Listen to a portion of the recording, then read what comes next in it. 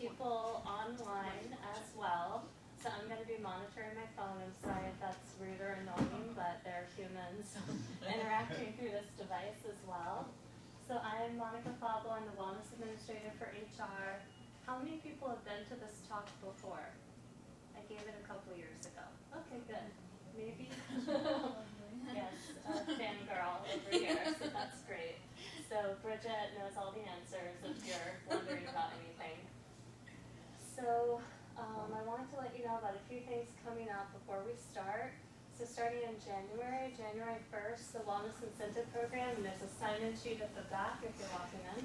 The Wellness Incentive Program is relaunching, so it will be the same portal. You can earn another $400, and you can actually be paid to attend activities such as this in 2018.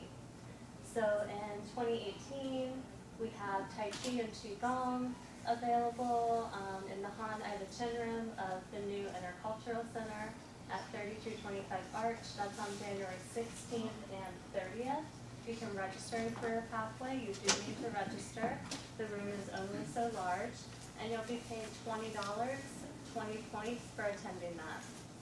We also have a mortgages workshop in February, so if you're interested in buying a home or refinancing, you can earn 15 points for attending that, and there will be a lot more coming through.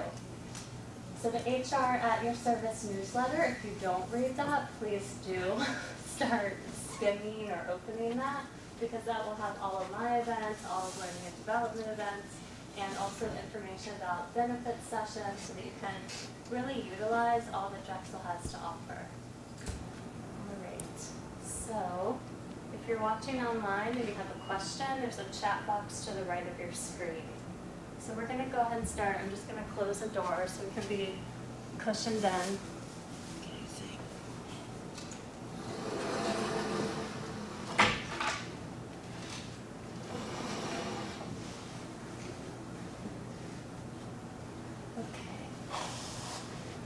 So I want to go ahead and start by just taking a couple minutes to sit and settle.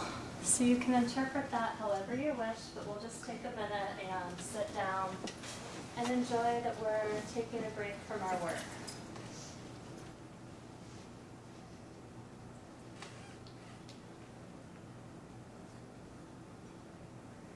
So you might feel your feet on the ground.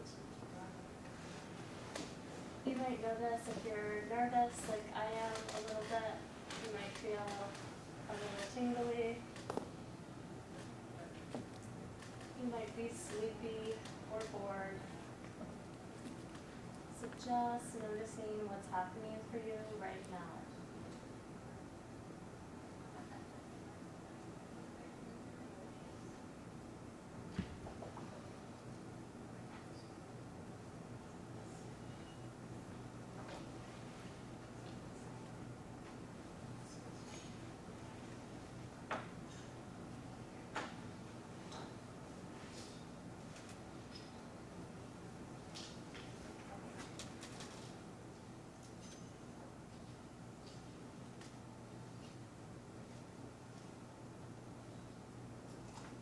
How did that feel?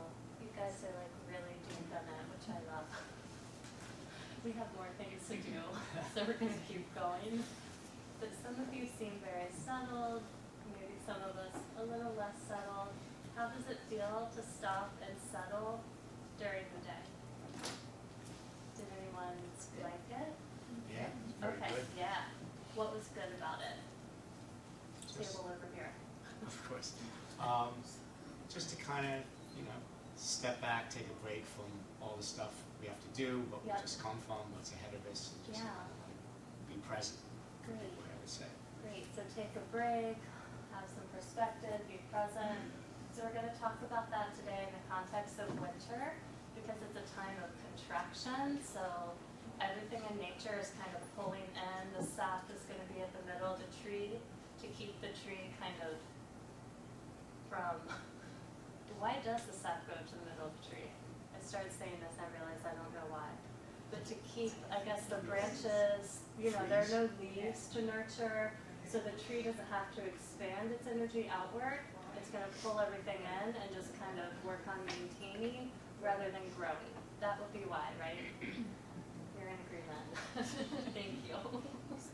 So everything in nature is going to contract, right? The animals are going to go underground. If they're hibernating animals, everything's going to pull together. So our first little tip for winter is if we can stop and take some time to be a little bit more spacious, that can help us not feel inundated throughout the day.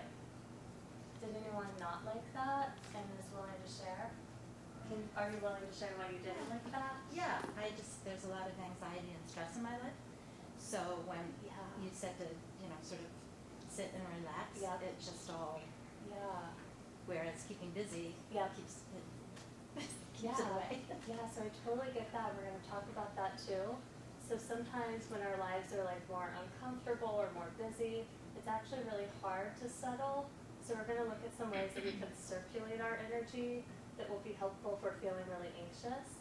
So I didn't actually say to relax. You heard that we were relaxing, I think. I'm not sure I said to relax. So it's not always relaxing to sit and be with ourselves. It can be very uncomfortable. I'm feeling nervous because I'm presenting to you and I have the end of a cold, so I don't feel amazing. So, we often hear that we're supposed to just be able to relax right away, and that's often not true. We don't want to override what we're feeling. So I was feeling anxious, so I just tried to sit there hanging out with all the sensations of feeling anxious. Like, ooh, this is all tingly. My shoulders are kind of hiked up. So once you cultivate that capacity to be with your uncomfortable feelings, it gets a lot easier. Because there's the anxiety and then there's the feelings about the anxiety, which we often have judgments about how we should feel. Thank you for sharing. Okay. So I would like to hear everyone's names. I know most of you, but there are 5,000 of you and one of me, so sometimes I don't always know your names. So we'll start here. Artie. Michelle. Angie. Sharon. Honda. Margaret. Noah. Rachel. Connie, Jerry. Janine, Dorothy, Jennifer. Susan. Laura. Bridget. Great, thank you. We have a couple people online if they want to say hi in the chat box. They're welcome to. Okay. So I'd also love, just for context, and so that I make sure that this is relevant for you, would a couple people be willing to say why they bothered to come here? You could be at your desk or at lunch with a friend or working relentlessly. What brought you here today? I get depressed in the wintertime due to the lack of sunlight. I don't go out as much. I feel the weight of my job coming down on me. Yes. Plus, you had, on the description, it mentioned Chinese medicine, and I thought that would be interesting. Okay, great. Wonderful. Is your job more busy in winter, or do you just feel that way because it's winter? The weight It's of your winter, job? I'm counting the days until the solstice. Okay, yeah. Incrementally Yes. longer days. Yeah, so you know the light's gonna return in Yes. about a week. Looking forward to that. Okay, great. Good. Anyone else? I think we lose the holidays is always a little bit of a crazy time. Yes, yeah. Just so much to do. Yeah, the holidays are a crazy time. my mom died less than a year ago. Oh, Birthday's sorry. coming up and Yeah. that anniversary and all the holidays, and it's just on top of everything that she said. Yeah, that's a So, hard time. Yeah, for it's just you. hard. Yeah, thank you for coming. Okay. So we'll definitely try to address what challenges winter brings and how to meet a few of those. A lot of us get kind of more depressed or more anxious or sad, or this brings up a lot of loss, and that's actually all kind of patterned into what the winter season is. So if we can learn about that, recognize that, and figure out how to work with that, it can be helpful. So let's jump in. So what do you think of when you think of winter? So we have a little bit of depression, grief, loss. Anything else? Like, what do you think of? I love it. You love it. Okay, great. The snow is pretty. Yes. It's just bright. Yeah. So I love it too. And and I get migraines and I go outside in the cold air. Just Yeah. Okay, great. So most of us don't love it. That's like a more common theme. Some of us do love it and don't always feel comfortable sharing that because people are like, what? Like, that makes no sense. So I totally understand that. So there are some gifts to winter and some challenges. I really love it too. I love late fall and early winter. Great. It's my favorite time of year. Yeah. So for some reason, it's a very peaceful time for me. And the snow just brings a lot of healing. Tells everybody to slow down. So I do love it. Good. But I have other stress in my life. Yes. That has nothing to do with the season. Yes. It's just, Yeah. regular. Just life. Yeah, Yeah. life. Yeah. I got it. Right. Yeah. Yeah, so the snow does literally slow us down. We have to drive slower, maybe not drive at all. So that's one of the gifts of winter, and winter break is so beautifully timed because we just get to relax during that time where you really want to curl in, watch movies, drink hot cocoa. That is one of the most beautiful gifts of winter, is that turning inward and slowing down. Okay. I forgot my clicker too, you guys, so I'm just gonna be walking around a lot. So this is from one of the early classics of Chinese medicine. So this quote is 2,500 years old. So it describes kind of what's happening in winter. So during the winter months, all things in nature wither, which sounds sad, hide, return home, i.e. die, and enter a resting period, just as lakes and rivers freeze and snow falls. So there is this natural energy in winter where things are contracting and moving in. So what do you think would be the opportunity when things are contracting and moving inward?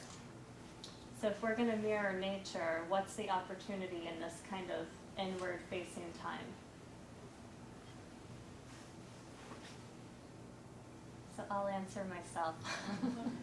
So the opportunity is this chance to really take a look at what we value and how we want to live. So if we have this opportunity to be like nature and to turn inwards, we can start focusing on, what kind of life do we want to live? How do we want to enter the new year? So we're going to talk about Chinese New Year versus calendar New Year. But basically, this is a time where we get to look deep and assess what do we value? How do we want to live? So that's actually a wonderful opportunity as we close out the year. We kind of assess what we've done this year, what we haven't gotten to, and we can look forward into the future. Also, you all are welcome to hang out with me if you want to, or over here. Okay. So another way to ask this, so we talked a little bit about the emotions of winter and the emotions that may come up during that time. So there are 5 primary kind of energetic seasons in Chinese medicine. The 5th season is late summer, that harvest time that we don't really honor in our kind of 4-season model. So there are 5 emotions associated with the 5 seasons: anger, grief, joy, fear, and empathy. So of anger, grief, joy, fear, and empathy, which one do you think goes with winter? Do you want to take a guess? Empathy. Empathy. Empathy? Okay. Other guesses? Fear. Grief, fear. Okay. Anger. Anger, yeah. So actually all the emotions can happen at any particular time of year, but the one that really hits home with winter is actually fear. So why would fear come up in winter? You're not growing anything, so food is more scarce. Yep, that's a huge one. So we have Wegmans now, we have corner stores. I live behind a food co-op, so it's like my pantry. I just go there whenever I want around the block. So actually scarcity is a big kind of emotion that, or not emotion, scarcity is a big driver in winter, because if we were living even like 400 or 500 years ago, we would have needed to put away vegetables, season meat, preserve things, have a root cellar, make sure that we literally could make it through winter, which is a very confusing kind of association now, because we're like, none of us, well, maybe some of you preserve food, try to preserve it through the winter, but that's not typically how we live now. But for thousands of years, that's how we have lived. So there is this evolutionary design where we want to make sure in winter we have enough food to survive. And heat, right? We would have had firewood that we needed to stock before the snow came and covered it all with water. So I think it's actually helpful to know that fear and dread are actually really normal during winter. It's a time where, you know, our human ancestors have taught us, like, we need to survive. Like, winter is about survival. Winter is not like a luxury season like summer. Summer is all like spread out. It's the fire element. It's all about sharing and connecting. You stay out later. There's daylight. Winter is about pulling in and making sure that you have enough resources, enough people, enough care to make it through the season. So it's a harsh season, which is why many of us have strong reactions to it. Is that helpful to you to know that? It probably doesn't actually soothe any difficult feelings, but I think it's good context to remember, like, oh yeah, this is a hard time of year. Okay. It's also sort of the season of the unknown. So it's literally a time where we have to learn to work with darkness. So it's a darker time of year. Everything is contracted and pulled in. It's when a lot of like doubt arises about like our work. Like, oh my God, is my job safe? You know, we can be worried about relationships. Things are more hidden. They're not as bright as they might be during other times of year. So it's a time where a lot of insecurity can actually arise.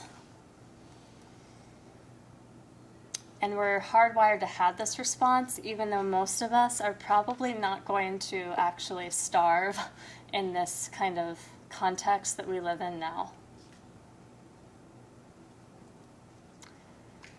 So the other thing that can really come up during winter is this cabin fever kind of feeling. So we're in very early winter right now.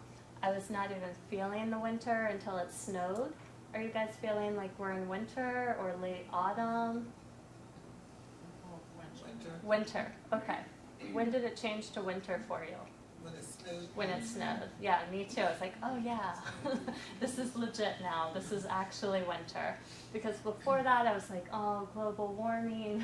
Is it even going to get cold? I was, really worried for the planet. I still am. But even more worried before it snowed. But the snow felt correct to me. Like, oh yeah, it's late December. It's been like 50 or 60 degrees, but actually that's not really what it's supposed to be during this time of year. So this cabin fever usually arises later in the year, in the winter. So springtime has a strong rising energy. So the emotion of springtime is anger. So it takes the force of anger rising up to push a little plant through the frozen earth. Like imagine being like a sprout. You have to get through the ground as it's thawing. That's actually a big deal. That's a lot of work and it's a lot of upward momentum. Usually when we get angry, we get hot, we get heated, and we get that kind of rising feeling like, Urgh. So there's a lot of energy that starts to come in late winter as we move towards spring. So people can really start feeling the springtime and get really edgy. They think it's because they hate winter. That may be true. But you're probably feeling spring starting to come in. So if you're like pissed off in February, you're like right on track. So I just want you to know that. That's great. So that means you're very in alignment with nature.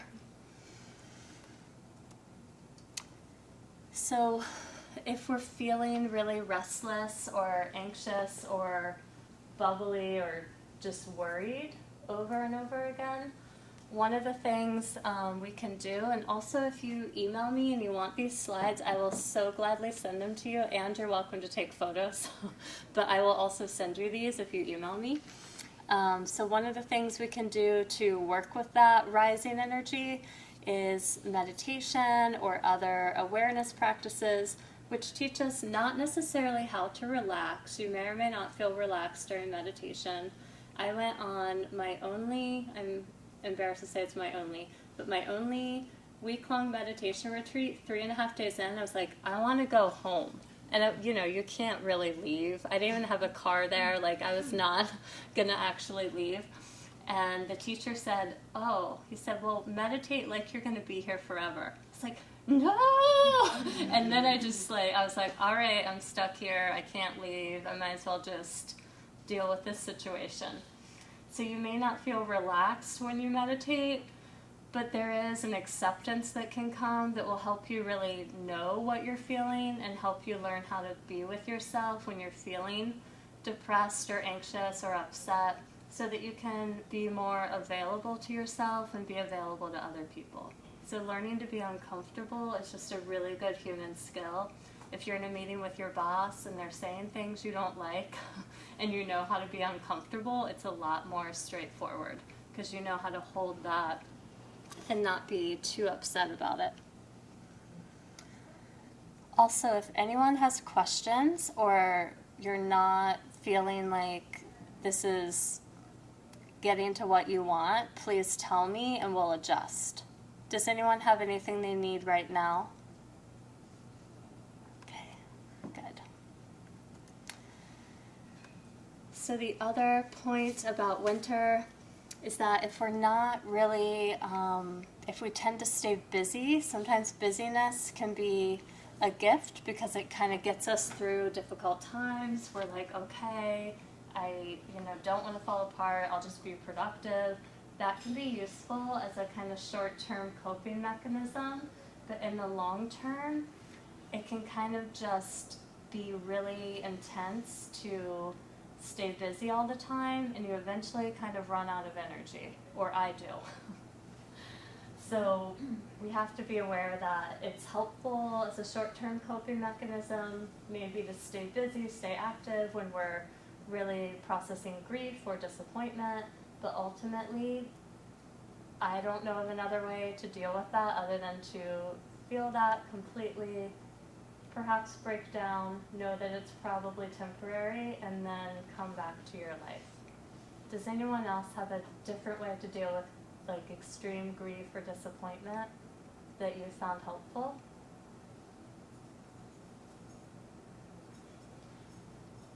Okay. All right. So we're going to do a little thing together. So I'm going to invite you to stand. And I'm also going to invite you to spread out a little because you guys are kind of clumped. So some of you can come towards me, and we'll make sure you're not on camera. If we can do that, like just me, 'cause I don't want them to feel, they're like running away from me now. Okay. Okay, so just keep it on me. And if you want to come here, you can, because you're not going to be on the camera. So what we're going to do is a little Qigong exercise. Qigong is just a moving meditation form from thousands of years ago. And this is really helpful when you're feeling really tight or tense or really jangly or activated or overwhelmed. It can be helpful to circulate your energy. So if you find that you sit down and you're too sad or too worried or too anxious to just hang out there, that's okay. You don't have to hang out there. You can do something else, like move around instead. Does anyone find that? Sometimes you get upset and you want to take a walk or move or exercise.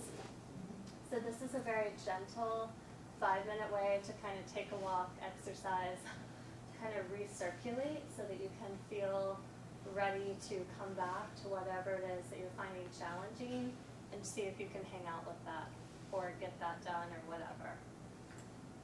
Okay, so some of you might like to have a wall nearby. There's some nice wall over here, or you might want to have a chair, because we're going to move around a little. So if you're feeling like you are someone who wants a little support, you might want to be near a wall or a chair. So what we're going to do, grab a chair friend. Okay, so we're going to start by standing on our left leg, so just shifting the weight to your left leg. And then we're going to pick up our right leg, which is why you might want to have a chair friend. And we're going to shake that right leg from the hip. So just feel the hip joint moving. And you can just sort of shake out, wiggle out your leg, and maybe not kill the camera. So you can try making circles, you can try doing a little more shaky shake. It might help if you're not using a chair friend to have your left arm out. And then you can try going a little faster. See how that feels. Great. Love it. Also, interesting to me, every time I do this, I end up sweating. I'm like, God, I'm barely moving. I don't know, am I out of shape, or are you guys starting to feel warmth as well? Okay, great. So isn't that weird and amazing that we've been doing this like 45 seconds? You're already feeling the burn. Like a nice warmth. So great for winter when it's cold, when you're feeling like, depressed and contracted. This is awesome. So we're gonna switch, and we're gonna do our left leg. You can try different movements. You know your body, so please do what feels safe and appropriate for you. If you hear some cracking, I got some coffee pop in this hip. That is an air pocket in your joint, and it's okay. But if it hurts, if you're in pain, please don't do this or back off. Because pain is never good.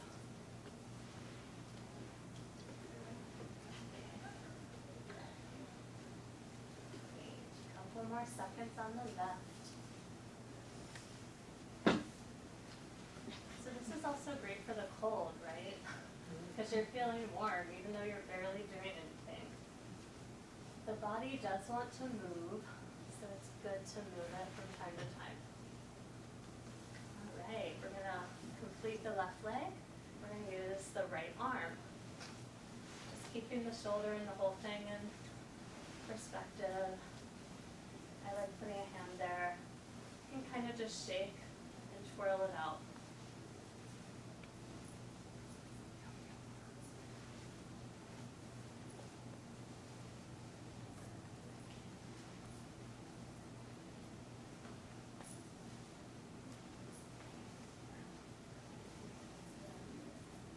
Beautiful. And then left arm.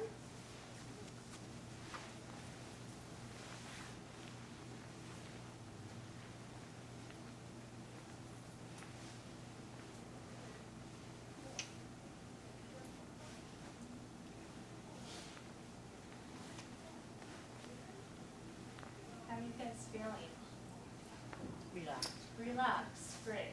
Is anyone feeling energized? No. So some of you, yes, some of you no. So I find that if I do this, it usually both relaxes and energizes me, which is weird, because those don't often feel like they go together. If you do this and you're exhausted, that means you are probably already tired and you're probably done. Alright, now we're gonna put it all together. So we're not jumping, that's my first thing. So Tai Chi and Qigong are very gentle on the joints. They lubricate them, they open them up. They rely on joint health and keeping these major joints open so that you do have better circulation. My hands are less cold right now, so that's a good thing. So we're not jumping, but we are going to just put this all together and do a little shaking exercise. So I think of it like just lifting my heels. So you want a soft bend in your knees. And we're just kind of letting our heels lift a little, got a little bounce. We can kind of lean to one side and favor it. Try the other. I like doing my wrist a lot because we type, most of us, I'm guessing. Yeah. Just having a little party at work. Beautiful. Yep, so you can feel the balls of your feet are probably on the ground and heels might lift just a little. You're feeling, yeah, I see clothes coming off. It's great. And you can even try, if you're feeling exuberant, you can try a little overhead dance party action.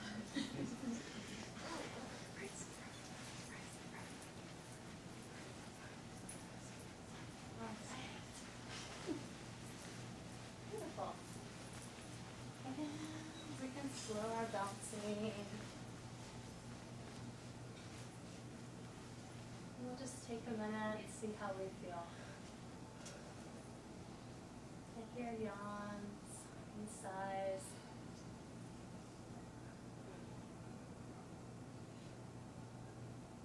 So just checking in on your whole body, seeing what's happening.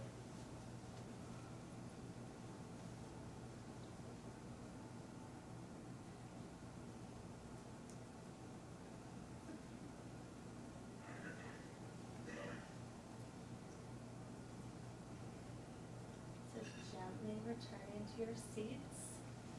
Assuming you want to sit, you can also stand. No, I'll keep doing it, but thank you.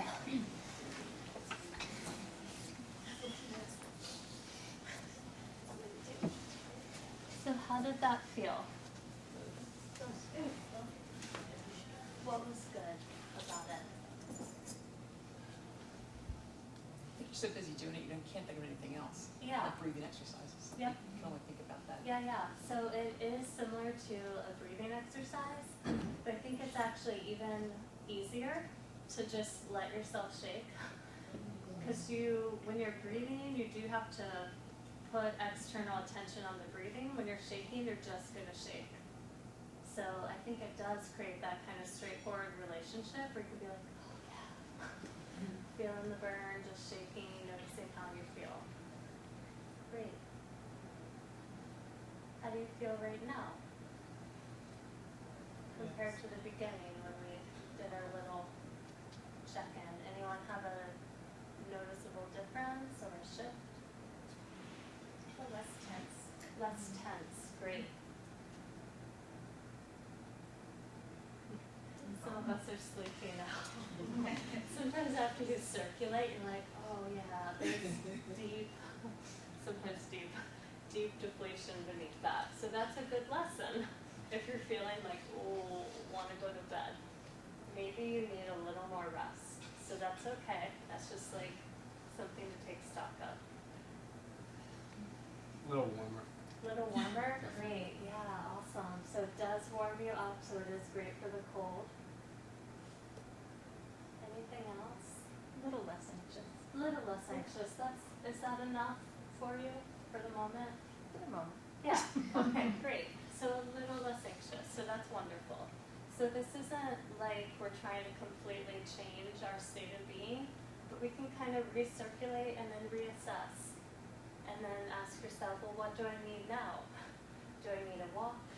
Am I hungry? Would I like some water? It's the dry season. Some of us are getting colds, me included. I could have probably done a better job with more water. Winter is very dry. Even though it just kind of turned to winter, autumn is super dry, winter also dry. So we got to remember to drink water. Any questions or anyone not into that, which I'm also totally open to? Do you think you might consider doing that?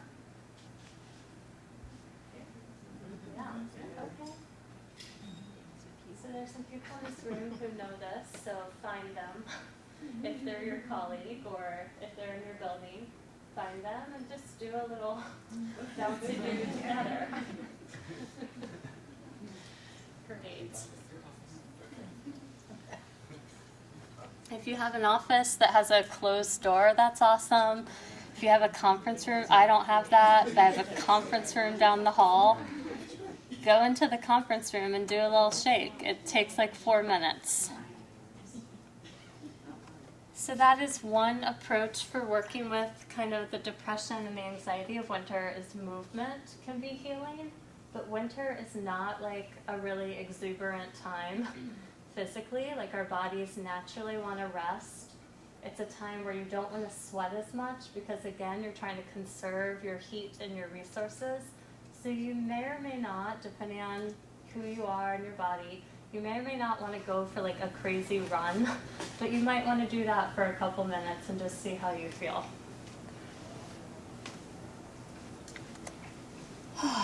Okay, a few more notes on the energetics of winter.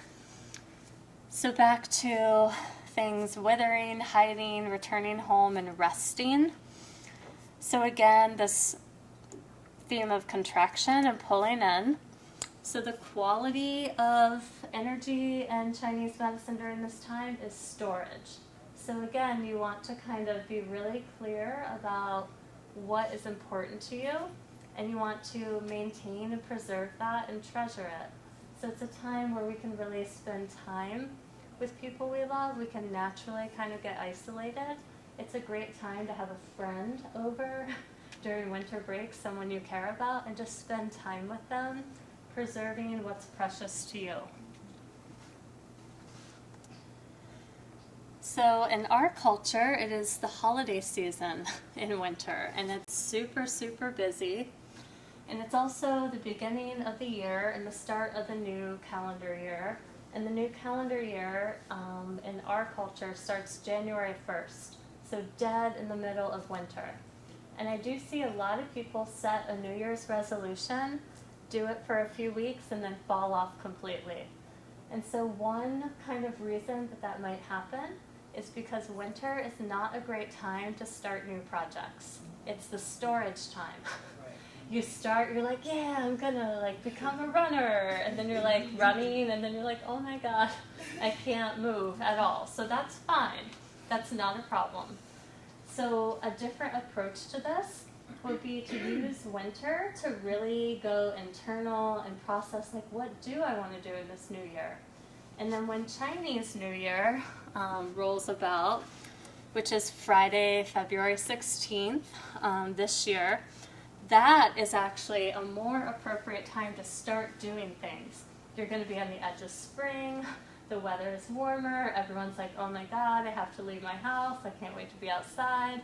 It's a great time of year to actually start a new project. So 2018, if you believe in Chinese astrology, I sort of do, it is, the moon affects the tides, things happen in the planets that impact us. The year 2018 in the Chinese New Year is going to be the Earth Dog. So we're leaving the fire rooster, which was all about money and external pursuits. The rooster's like a very kind of loud, vivacious animal. The Earth Dog is going to be about stability, loyalty, preserving what's precious to you. Dogs are fierce protectors of the people that they care about. So 2018 may be more stable than 2017 energetically. So my point here is to offer you the opportunity to perhaps not make a New Year's resolution that you start on January 1st, but maybe take that time to think about what you want to do and actually start at mid-February into early March and see how that sticks. See if that makes a difference. Or make your resolution, start at January 1st, and then if you have, a hiccup, you can redo it on February 16th. Yes? I was just gonna say, I find it really interesting that you say that because I always feel like I work out best when I start in February. Yeah, yep. Yeah, I love that. So you're already like, January is not my jam. That doesn't make sense for me. Yeah, I totally get that. So starting just a little bit later where the momentum's starting to move towards spring, which is the season of birth and newness in Chinese medicine, that can help propel you. So perfect real life example to back up my point. Okay. So just a note about spaciousness and how winter can feel really cramped. So if there are ways we can create a little bit of spaciousness that can kind of help ease some of the depression and anxiety and contraction. So the cold and the dark are going to naturally draw things in. So I'm wondering, how do you create spaciousness in your workday? Does anyone try to get a little time for themselves throughout the day, and how do you do that? What ways have you found are successful? This doesn't quite work, but whenever I'm home and if my cat comes over and wants to play, I never turn down cat snuggles because I consider it to always be productive. Yeah, that's great. I wish I had a cat. My partner is allergic. It is my deepest sadness at the moment. So that's awesome. So just taking that cue from the animals around you, like, oh, it's time to play. Let's take a break. Eases up your time. I think animals know when we need a little something. So that's great. Anyone else? I try to take advantage of the SEPTA card, so Yeah. I'll schedule one lunch a week and just get on the subway and go downtown and Ooh. whatever, run around Macy's, look at Dilworth Park, just go out and Awesome. do something. That is so juicy. I love that. Can we all come with you? Yeah. They have a That's party great. concert at noon every day, I Yeah. love So just once a week, you're Yeah. like, I'm gonna have some time for myself. that. Yeah, beautiful. I love that. Anyone else? Little ways that you create a little room in your day?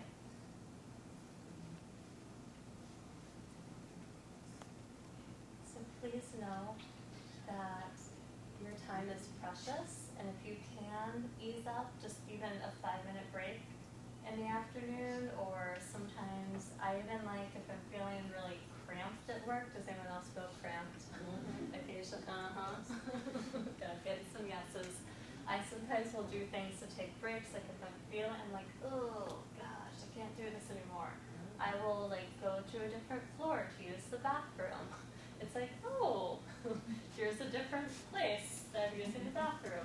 I take a walk around the HR suite. I just like literally just walk around the suite. I take breaks by taking a walk, meeting a friend, just any little way that you can find to kind of reconnect yourself and resettle can be helpful to you. And it is your time.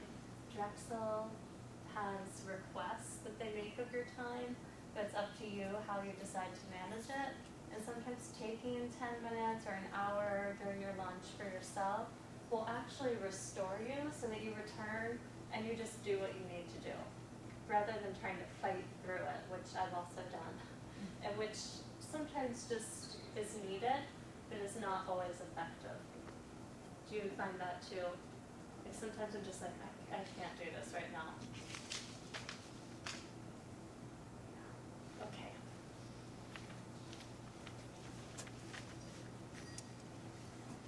So I have a few offerings for you. So taking breaks, which we just talked about, breathing practices or the shaking exercise. You can just sit quietly at your desk for a few minutes. I like to pause before I answer the phone so they don't pick up the phone and go like, hello, because no one wants to talk to you when you're doing that. Like, that's not really what people want. So there's a Buddhist practice where you say breathing in, I hear the phone ring, breathing out, I pick up the phone. It sounds cheesy.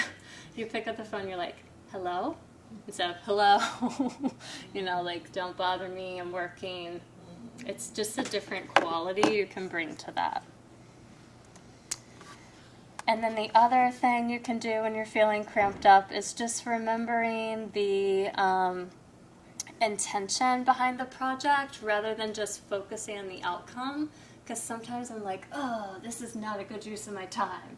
But there's actually a bigger project that, you know, when I'm writing an email that I'm not super interested in writing, there's a bigger intention to communicate something that I really believe in behind that email. So if I can step back, I'm like, okay, I need to write this email because the people aren't going to know what I have to offer unless I write the email.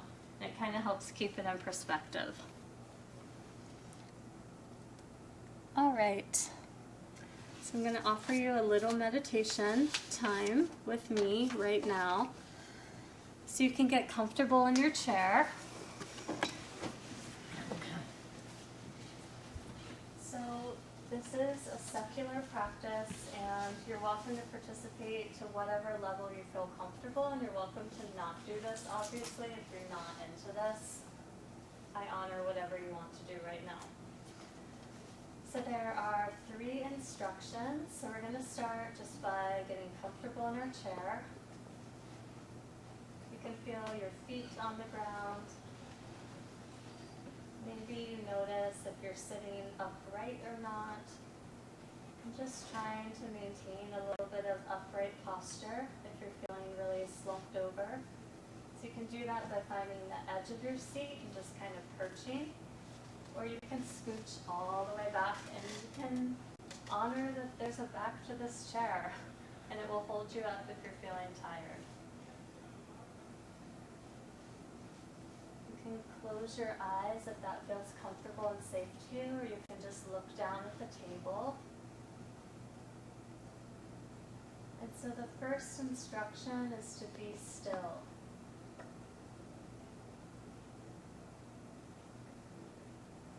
So by being still, we commit to being a container for whatever we're feeling right now. So when we get anxious or we're processing a lot of emotions, our first intention is usually to move or to run away or to wiggle.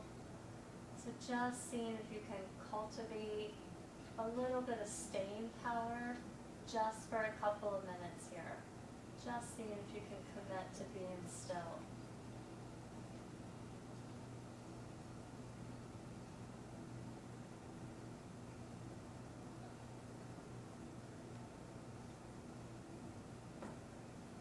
So the next instruction is to be awake. So by being awake, we're committing to just taking notice of whatever you're thinking or feeling right now.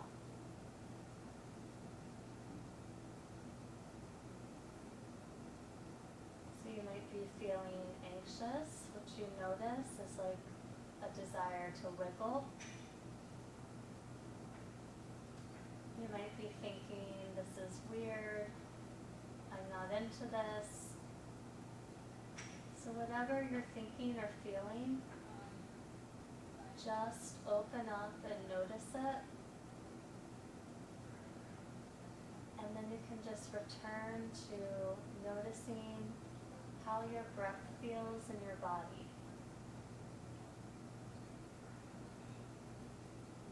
So your breath might be shallow or deep.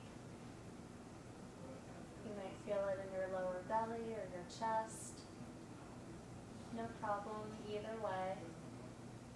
Just bringing your attention back to your breath. Anytime you have a thought or a sensation come up.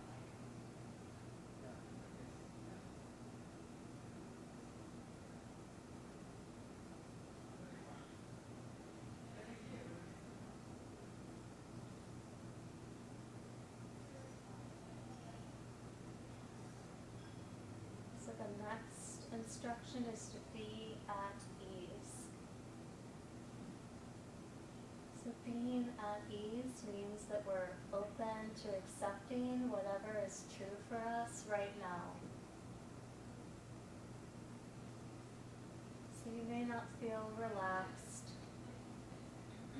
but you can just notice how you're feeling so that we can really get in touch with ourselves and begin cultivating that capacity to notice what's happening right now.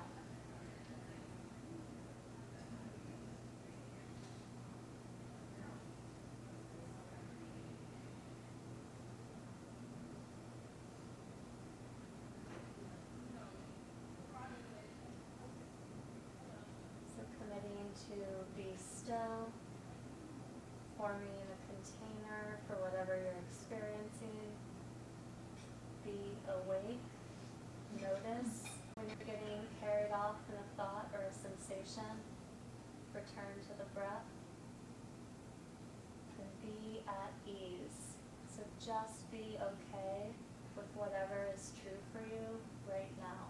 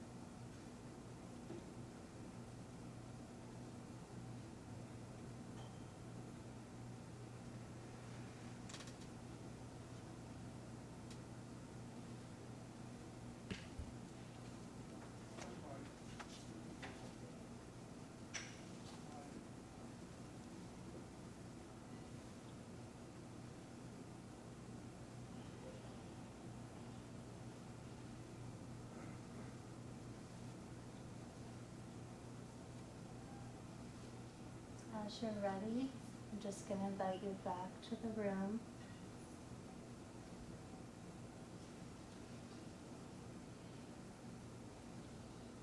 Does anyone have any questions or comments about that?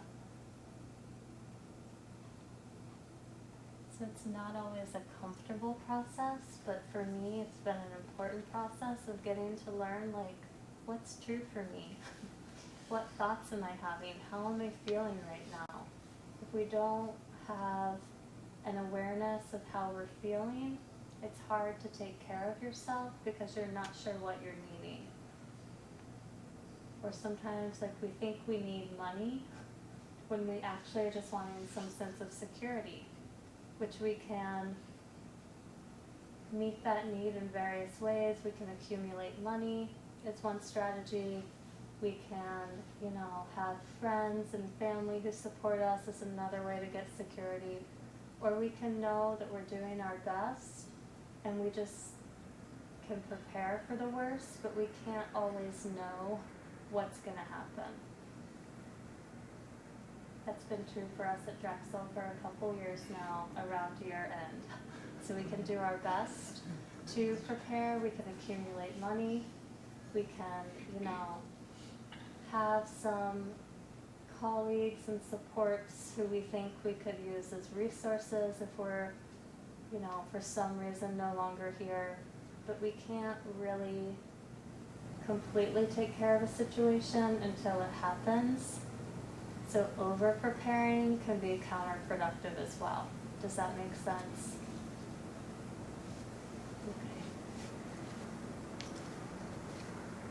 So there are instructions in this PowerPoint for the meditation. So again, if you want that, you can come up to me at the end and I'll get your email. So we meditate to have this kind of immersive quality, which is very much like winter. So you kind of marinate, you stew in your own thoughts, you learn what's true for yourself. And some of those judgments and assessments that you have of yourself, at least for me, have begun to break down. So I have more capacity to be like, is that true? When I get triggered, I'm like, wait, is that true? And you also get to learn your habitual thoughts, many of which are often negative because we're also hardwired to survive. So I think there's a thing from neurobiologists that for every one positive thought, humans usually have 10 negative thoughts. So our brains are wired to not get eaten by an antelope. They're not wired for success, like getting a BMW. Do you know what I mean? We're trying still to not get eaten. We're not trying to get forward necessarily. Also let you be open to what's actually happening, not what you think is happening, which is often not true. Yeah, I thought I might get fired, which could have been true. I am still here and I'm very grateful about that. But it lets me kind of be like, if I get fired, that will suck. But I have other resources and I'll figure that out. And I really want to enjoy this job while I have it, rather than worrying about what happens when I don't have it. So again, like in winter, there's no leaves, the trees, it's just the bare structure. So if we really look at what's happening, we can see like, oh, what's there? What is the structure of, this organization, my family, myself, what is actually there? Also lets you cultivate a relationship with yourself and with what's actually happening, not with what you think is happening. Because what we think is happening is often not what's happening, and what I thought might happen to my job did not happen. So using too much energy on thinking about that isn't really a great use of my time. Also lets you create a little gap, so as you have a thought and then return to your breath, you get to see, like you make a little catalog, a little archive of your own personal things that you worry about and wonder about and are motivated by and are scared of, so that you get to learn kind of what's happening. This is a promotional slide about my other business, which is being an acupuncturist during the 20 hours a week I'm not at Drexel. So just to let you know, there are, I love using these in winter. This is moxibustion. It's a thermal therapy. So you're actually burning Chinese herbs over the acupuncture point to stimulate blood flow and to warm up the body. It's very wonderful in winter. Acupuncture can also help rewire the nervous system and the brain. So it can actually help with fear, anxiety, dread, kind of those habitual patterns, because a lot of trauma and worry is actually held in the body. So we actually hold unprocessed emotions in the body. So acupuncture allows you to kind of access the emotions through the body, so it can be very effective as an adjunct to talk therapy. I also hope that I help people shine a light on how they want to live. So helping people sort out their priorities, what really matters to them, what motivates them, so that you can have a life you're really into. And obviously there are a lot of physical health problems that often happen in winter. So during this time of year, I see a lot of anxiety, low back pain, a lot of joint issues, worse with cold, fatigue, and burnout. So this is the final slide, and we're right at time, so feel free to leave if you need to. Just a couple winter health tips. So getting more sleep. Have people been doing that?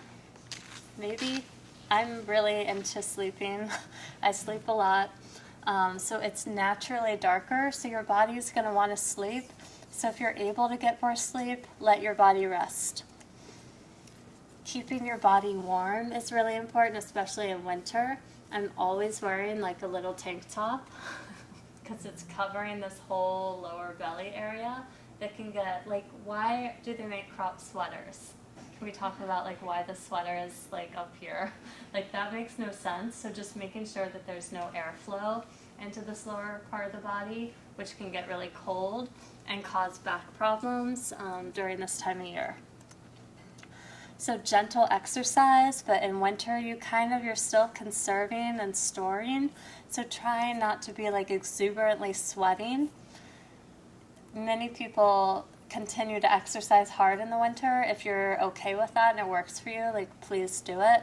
But it's not really the most appropriate time to be like doing a triathlon.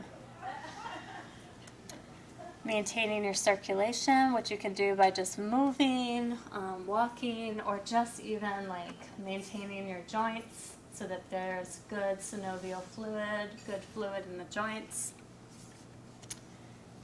And also you can maintain your circulation by using pungent herbs. So ginger, cinnamon, turmeric, black pepper are all going to be warming and circulating for you.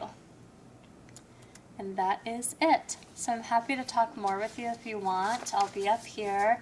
It is 1 o'clock, so thank you for your time. If you didn't sign in, please do. Thank you.